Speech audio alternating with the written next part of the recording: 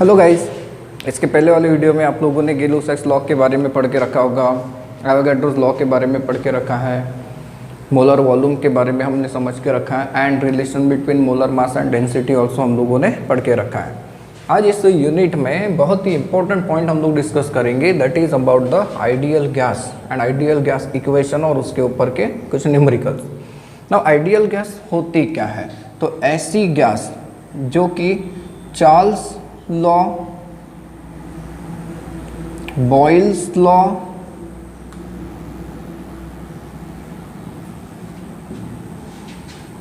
And Avogadro's law in तीनों laws को perfectly follow करती है, उसे आप लोग कहते हो आइडियल गैस। एक्चुअल प्रैक्टिस में अगर हम लोग देखें तो कोई भी गैस आइडियल नहीं होती, बल्कि जो रियल गैसेस होती है, मतलब जो है रियल गैसेस जो होती है वही under certain conditions of temperature, pressure and volume वो बिहेव करती है आइडियल गैस के समान, तो उसे हम लोग कहेंगे आइडियल गैस। देन चलते हैं हम लोग आइडियल गैस इक्वेशन की तरफ। अब आइडियल गैस इक्वेशन की अगर हम लोग बात करते हैं तो आइडियल गैस इक्वेशन होता क्या है? तो आइडियल गैस इक्वेशन की अगर हम लोग बात करते हैं तो the equation which gives simultaneous effect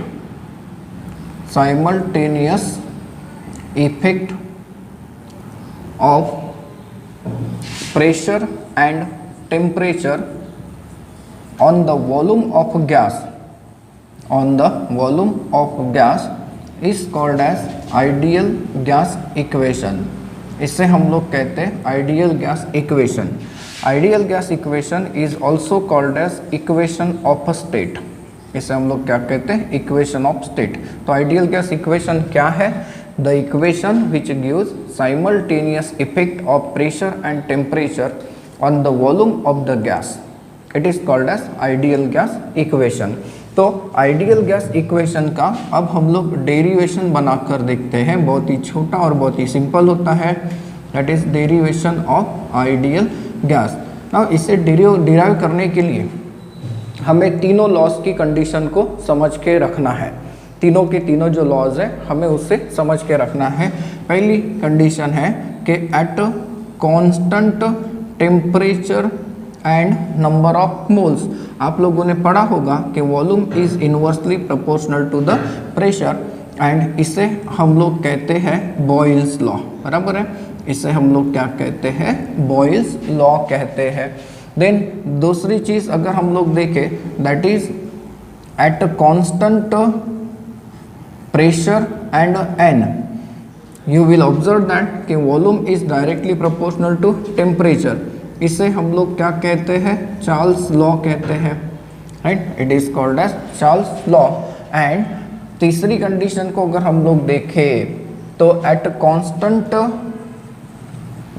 P and T you will observe that कि volume is directly proportional to N, और ये क्या होता है? तो एवोगैड्रो लॉ होता है, बराबर है। It is nothing but the Avogadro's law, ठीक है। नाउ इसे अगर आप लोग कंबाइन करते हैं, इन तीनों को कंबाइन करिए, तो इन तीनों को कंबाइन करने से आपको ये दिखता है कि volume is directly proportional to N and temperature है, and it is inversely proportional to the pressure, बराबर। तो तीनों का अगर कॉम्बिनेशन लिखते हैं तो यू विल गेट कि volume is directly proportional to number of moles and temperature and inversely proportional to pressure of the gas. जहाँ पर मैं कांस्टेंट इंट्रोड्यूस अगर कराता हूँ तो उस कांस्टेंट को मैं रिप्रेजेंट कराता हूँ बाय R। ये जो R है इसे हम लोग प्रोपोर्शनलिटी कांस्टेंट कहेंगे, राइट, प्रोपोर्शनलिटी कांस्टेंट। और प्रोपोर्शनलिटी कांस्टेंट के साथ साथ इसे हम लोग एक और नाम से जानते हैं, that is called as universal gas constant, universal gas constant. And physical chemistry में अगर हम लोग देखें तो इसकी वैल्यू बहुत ज़्यादा इम्पोर्टेंट होती है। कई न्यूमेरिकल में हमें इसकी वैल्यू को अपने साथ लेकर जाना है, मतलब लर्न करके रखना है। नाउ इसे अगर हम लोग अरेंज करते हैं तो इस इक्वेशन को क्या हम लोग ऐसे अरेंज कर सकते हैं, दैट इज पी वी। देखिए मैंने पी को इस साइड में ला लिया तो ये क्या बन गया, एनआरटी।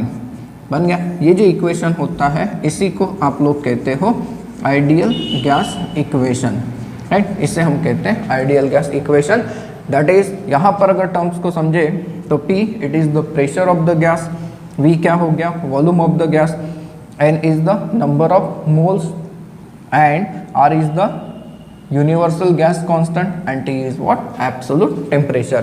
तो यहाँ पर 5 में से, अब 5 नहीं, यहाँ पर 4 ही वेरिएबल है, ये तो कांस्टेंट है। इनफैक्ट ये भी कई बार कांस्टेंट आपको मिलता है, फिक्स नंबर ऑफ मोल्स है, लेकिन फिर भी वैरी तो हो सकता है।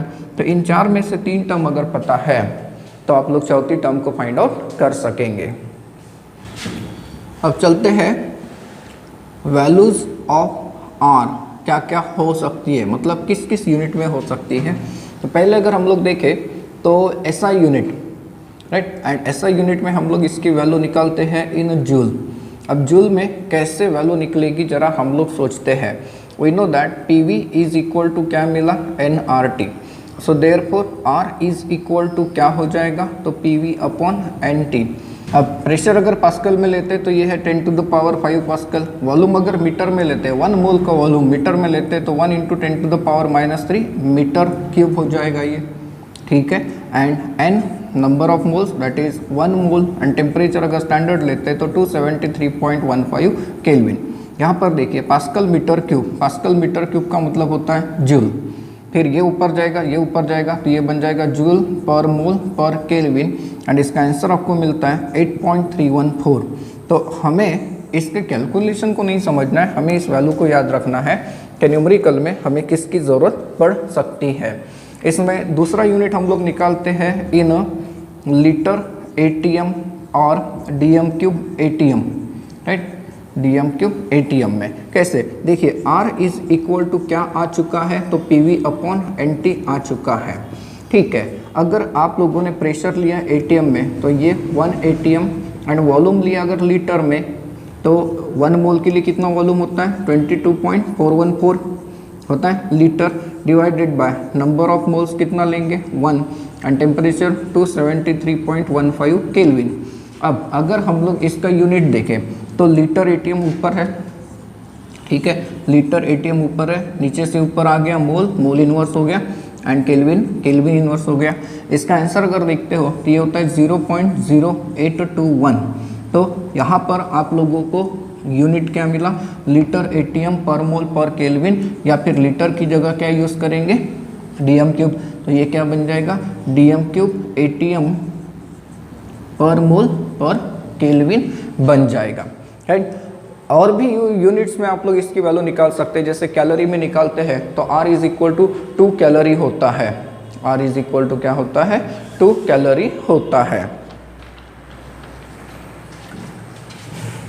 फिर इसके बाद पढ़ते हैं expression for molar mass. Expression for molar mass, हम लोग मोलर मास कैसे कैलकुलेट कर सकते हैं from ideal gas equation.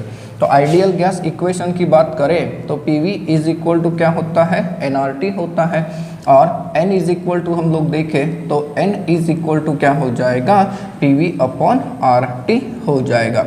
Now N का मतलब क्या होता है number of moles and number of moles is equal to क्या होता है मास अपॉन मोलर मास। यहाँ पर M का मतलब हो जाएगा मास ऑफ गैस, ठीक है, एंड कैपिटल M का मतलब क्या होता है molar mass of gas, right, molar mass of gas. अब आप लोग सोचिए ये जो इक्वेशन है इसे हम ऐसे लिख सकते हैं therefore M divided by M is equal to क्या हो गया PV अपॉन RT हो गया and hence M is equal to, ये वैल्यू जब यहाँ पर चली जाएगी इसे जब आप लोग कैलकुलेट करना चाहते हो तो ये हो जाएगा MRT अपॉन PV। यहाँ से आप लोग मोलर मास कैलकुलेट कर सकते हो कि नहीं कर सकते, सोचिए ज़रा। अब चलते हैं कंबाइंड गैस लॉ की तरफ। इनफैक्ट कंबाइंड गैस लॉ की अगर बात करें तो it is nothing but the one of the form of ideal gas equation. हम लोगों को आइडियल गैस इक्वेशन क्या मिला है PV is equal to nRT मिला है। इसे अगर आप लोगों ने रीअरेंज किया तो रीअरेंजिंग अब इक्वेशन आपको क्या मिल सकता है, क्या मैं इसे ऐसे रीअरेंज कर सकता हूँ PV upon T is equal to now R क्या है, कांस्टेंट है, and for fix mole of gas, अगर गैस के मोल फिक्स है तो वो भी क्या हो जाएंगे, कांस्टेंट हो जाएंगे। तो PV/T is equal to NR is equal to क्या हो गया, कांस्टेंट हो गया। एंड देयरफॉर मैं एक रिलेशनशिप आपको दे रहा हूँ, ये ऐसा बन जाएगा P1V1 upon T1 is equal to P2V2 upon T2। ये जो इक्वेशन है आइडियल गैस इक्वेशन ही है, राइट। इस इक्वेशन को हम लोग कहते हैं कंबाइंड गैस लॉ इक्वेशन। अब आइडियल गैस इक्वेशन के ऊपर कैसे न्यूमेरिकल बन सकते हैं ये हम लोग देखते हैं। देखिए पहला क्वेश्चन क्या कहता है, a sample of N2 gas, sample of nitrogen was placed in a flexible 9 liter container at a 300 Kelvin at a pressure of 1.5 atm. The gas was compressed to a volume of 3 liter and heat was added until the temperature reached to 600 Kelvin. What is the new pressure inside the container? Means अगर आप लोग given की तरफ ध्यान देते हैं तो आप लोगों के पास गिवन में वैल्यूज क्या क्या है, तो V1 आपको दिख रहा है 9 लीटर एंड V2 कितना हो गया, 3 लीटर का हो गया। T1 की अगर आप बात करते हैं तो वो 300 केल्विन है एंड T2 कितना पहुंच गया, 600 केल्विन पे पहुंच गया। फिर अगर आप लोग प्रेशर की बात करते हैं तो पहला जो प्रेशर आपके सामने रखा है वो 1.5 atm है एंड आपको फाइंड आउट करके देना है सेकेंड वाला pressure, what is the new pressure. तो यहाँ पर देखिए P1V1 T1 है, P2V2 T2 है, कौन सा रिलेशनशिप यूज करेंगे, तो combined gas law that is P1V1 upon T1 is equal to P2V2 upon क्या होता है, T2।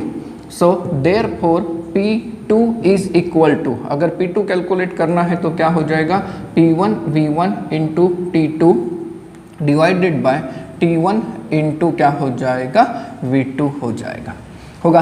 अब वैल्यूज पुट करिए तो T1 कितना है आपके पास 1.5, V1 कितना है 9, T2 कितना है 600 केल्विन, T1 कितना है 300 केल्विन का एंड V2 कितना है तो 3 है।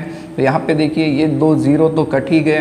फिर उसके बाद यहाँ अगर हम लोग रिलेशनशिप देखें तो ये 3 इंटू 3 9 के साथ चला गया एंड 1.5 इंटू 6 तो ये क्या आ जाएगा 9, ये बन जाएगा 9 atm। P2 कितना आ जाएगा 9 atm आ जाएगा।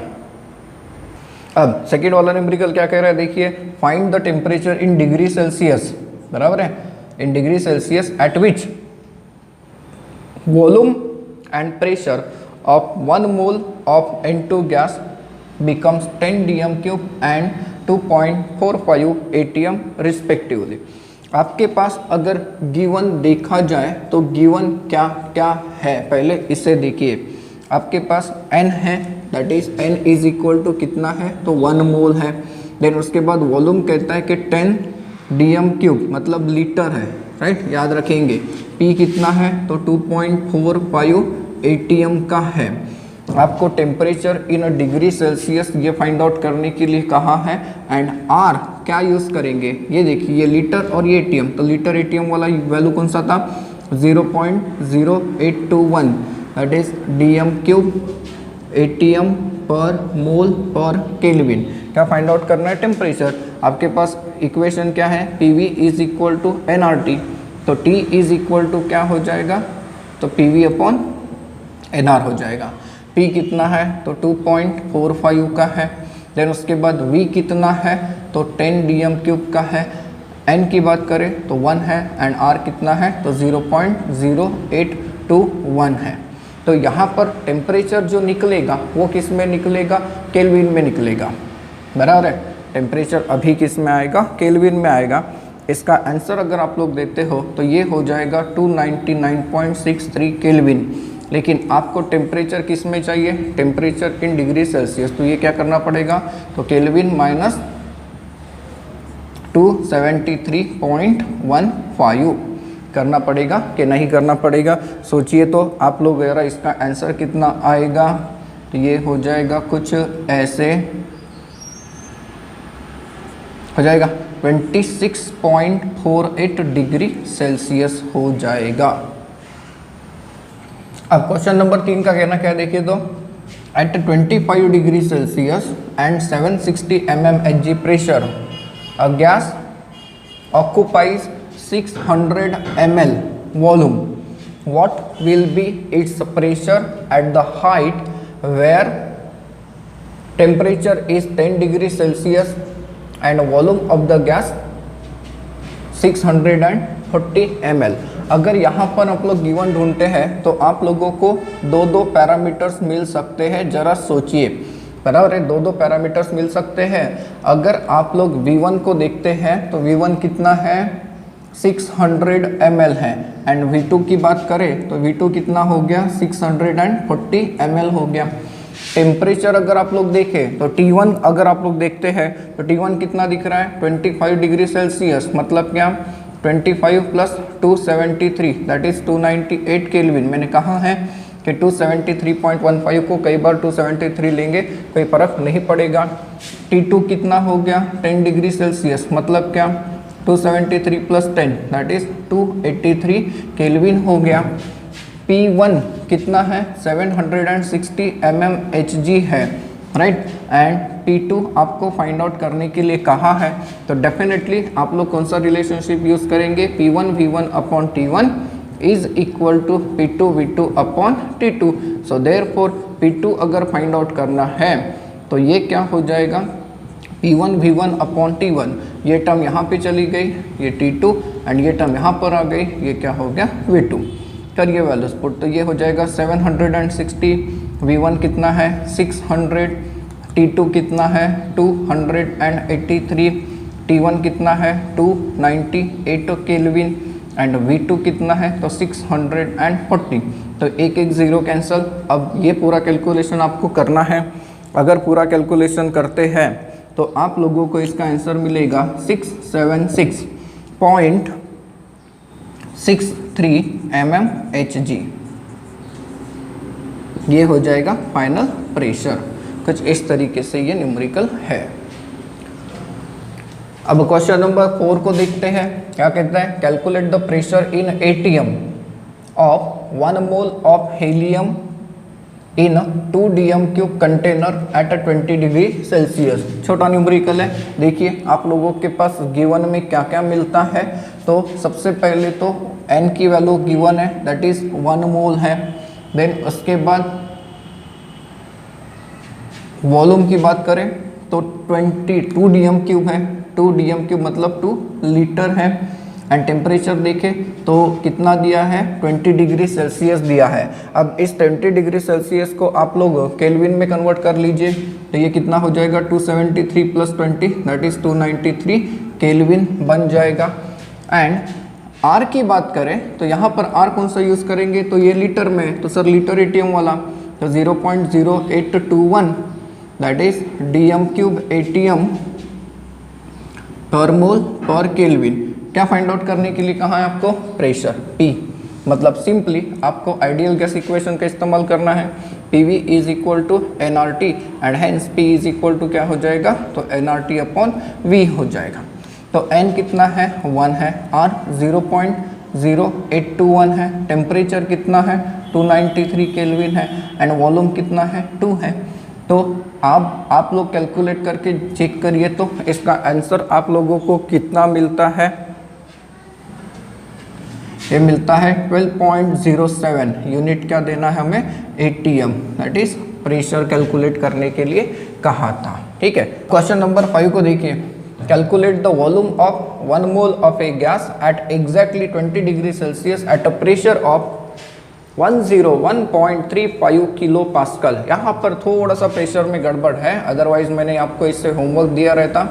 देखिए गिवन में क्या है आपको दिख रहा है, N इज इक्वल टू 1 मोल दिख रहा है, बराबर है। फिर अगर आप लोग आगे पढ़ते हो तो टेम्परेचर कितना, तो टेम्परेचर तो सर 20 डिग्री सेल्सियस है, हाँ मतलब कितना हो जाएगा 273.15 प्लस 20। सर ऐसा क्यों, तो कुछ नहीं, बुक में आपके आंसर ऐसा दिया हुआ है, इसके हिसाब से दिया इसलिए ये ले लिया। 293 अगर करते हैं तब भी कुछ ज़्यादा फर्क नहीं पड़ता।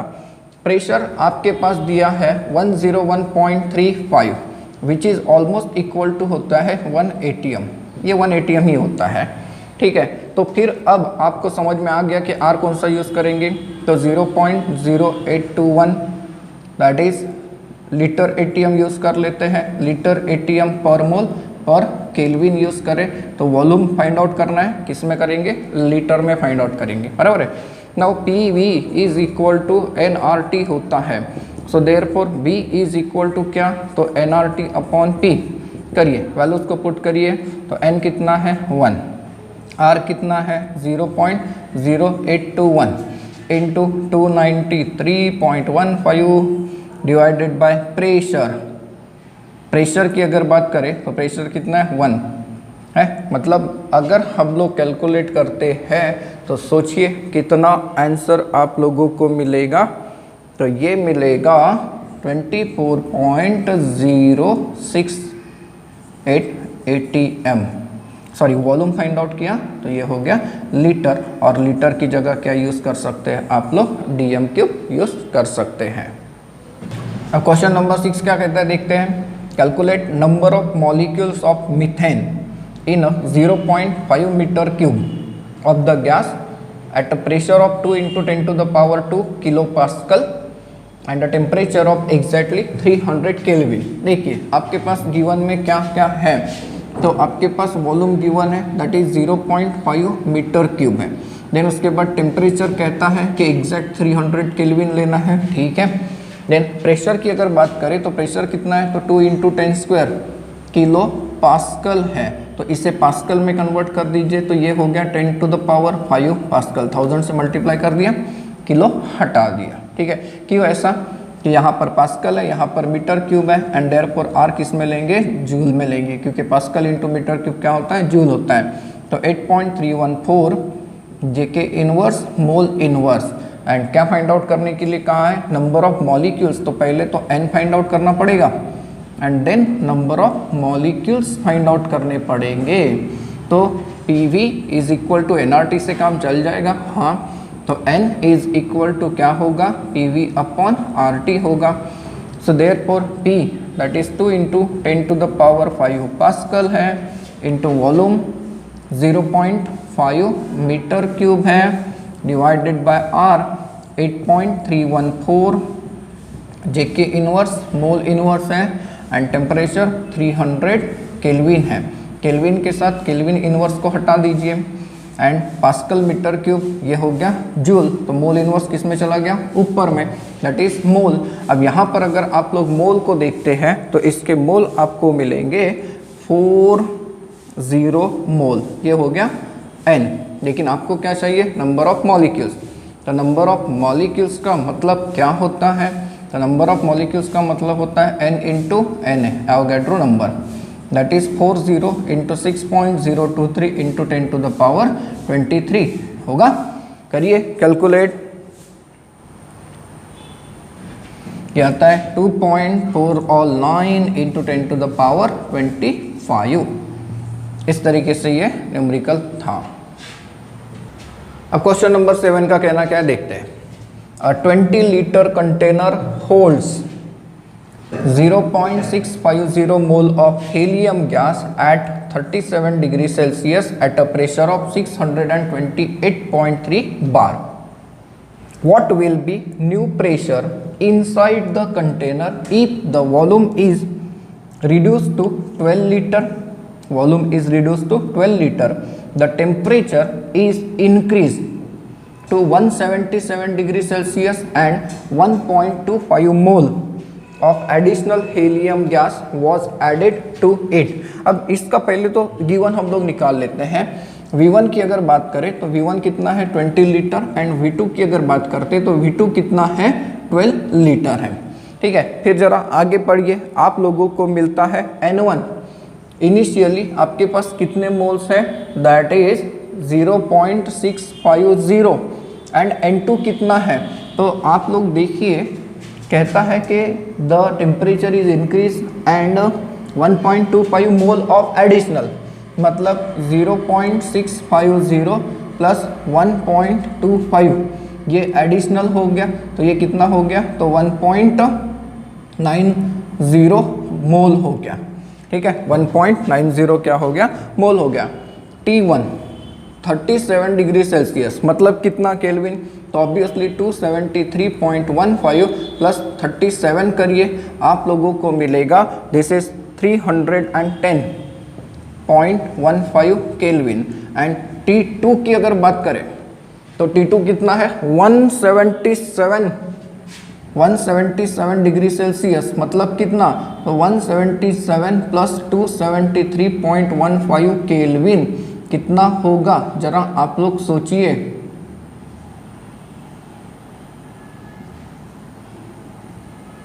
450.15 केल्विन हो गया ये। फिर आपको कहता है कि P1 कितना है, तो 628.3 बार है। P2 को फाइंड आउट करिए, होगा P2 को फाइंड आउट करिए। यहाँ पर अगर आप लोग R की बात करें तो R किस में यूज़ करेंगे, ये लीटर में है, तो 0.0821 लीटर ATM पर मोल पर केल्विन है। ठीक है। नाउ अगर हम लोग आइडियल गैस इक्वेशन को देखते हैं तो PV is equal to nRT होता है, तो इसका मतलब P1V1 is equal to N1RT1 होता है, एंड P2V2 क्या हो जाएगा, दैट इज N2RT2 हो जाएगा। मीन्स आप लोग जो रिलेशनशिप यूज़ करेंगे वो ये रिलेशनशिप यूज़ कर सकते हैं ना। यहाँ पर R क्या है, कांस्टेंट है। सो देयरफॉर अगर आप लोगों को इसके साथ कंपैरिजन करने से पहले सोच लीजिए कि यहाँ की सारी टर्म्स प्रेजेंट है क्या, P1 V1 N1 RT1 सारी की सारी है, मतलब इससे कंपेयर करना है हमें। आप रिलेशनशिप यूज करेंगे P2 V2 is equal to nRT2 and क्या कैलकुलेट करने के लिए कहा है हमें, P2, तो P2 इज इक्वल टू क्या हो जाएगा, तो N2RT2 डिवाइडेड बाय V2 बन जाएगा। होगा, करिए जरा वैल्यूज पुट करिए। N2 कितना है आपके पास 1.90, R कितना है 0.0821 इंटू T2 कितना है temperature 450.15 divided by V2, volume कितना है 12 लीटर है। अगर आप लोग इसे कैलकुलेट करते हैं तो आप लोगों को फाइनल आंसर कितना मिलता है, दैट इज 5.852 यूनिट क्या रहेगा, दैट इज बार रहेगा, it is nothing but the bar. ऐसे ये न्यूमेरिकल था। अब क्वेश्चन नंबर 8 का कहना क्या है देखिए, तो nitrogen gas is filled in a container of volume 2.32 litre at 32 degree Celsius and 4.7 ATM pressure, calculate number of moles. अगर हम लोग गिवन के साथ जाते हैं तो आपके पास वॉल्यूम दिख रहा है 2.32 लीटर्स का। अगर आप लोग टेम्परेचर की बात करते हैं तो टेम्परेचर कितना लेना है, 32 डिग्री सेल्सियस लेना है ना। ये क्या हो जाएगा, दैट इज 273.15 डिवाइडेड बाय 32, तो ये आ जाएगा 305.15 केल्विन।